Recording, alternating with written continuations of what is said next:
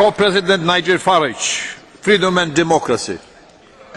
Thank you. Mr Barroso, you told us this morning that the European Union is an inspiration, and whilst you admitted to there being one or two little economic problems, you made it perfectly clear that jobs and growth were to follow, that everything's going well. In fact, you painted a vision that a new period of European renewal is upon us. Now, as a former communist yourself, you probably remember the old Soviet leaders getting up to give their speeches and telling everybody that there was a record harvest or that tractor production figures were terribly good. And they, of course, believed that history was on their side. In fact, President Khrushchev got up and said to the West, "We will bury you." You know, so much did he believe in his own union. Well, now, of course, we look back at that and we laugh. And I think in our tomorrows, people will look back at you and they will say, how on earth did this unelected man get all of this power? And how did Europe's political class, sitting in this room, decide that the community method should replace national democracy? I think people will look back in astonishment that we've surrendered democracy. But what you want to do is to say, right, we have a European Union, and what we're going to have to do now is have more of it. So as an architect, and you're one of the key architects of the current failure, what we're going to do, even though everything to date has been wrong, we're going to do more of the same. Now, I thought that was a definition of madness. I can't believe that is a rational response to any situation in which you find yourself. And far from it being a State of the Union, I would argue that the Union is in a state.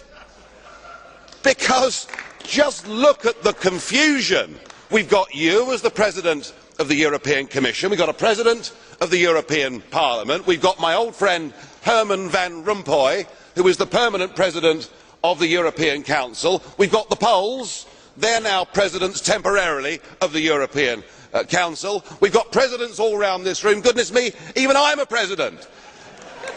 I mean, I'm not sure what the collective noun for presidents is, perhaps an incompetence, I don't know.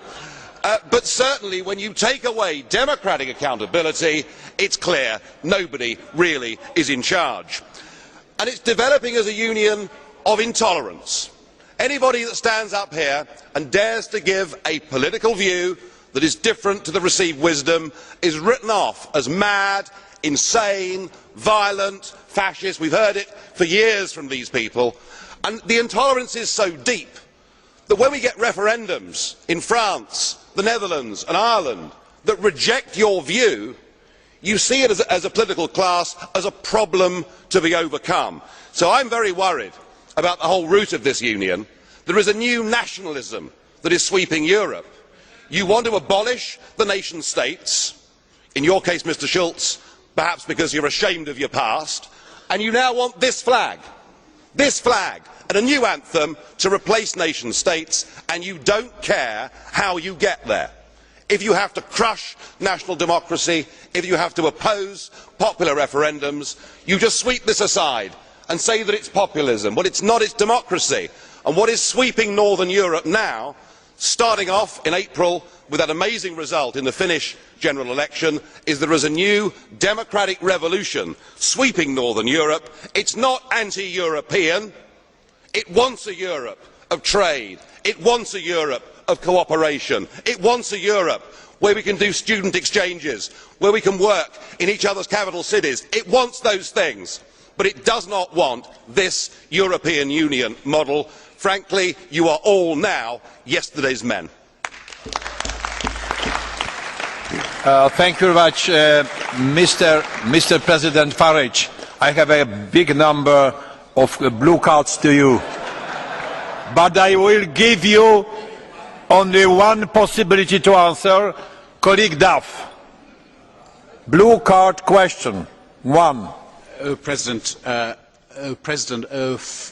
Farage, what, pray, is the answer, your answer, of Little Britain to the challenges of globalisation?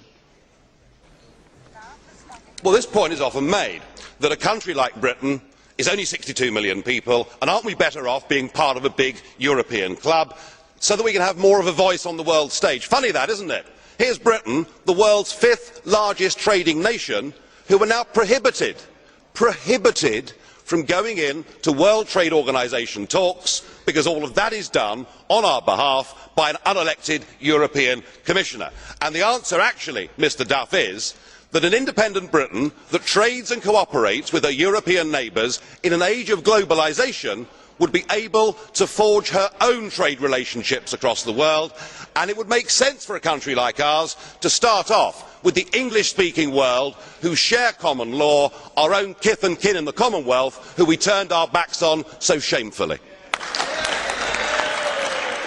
Thank you. The next speaker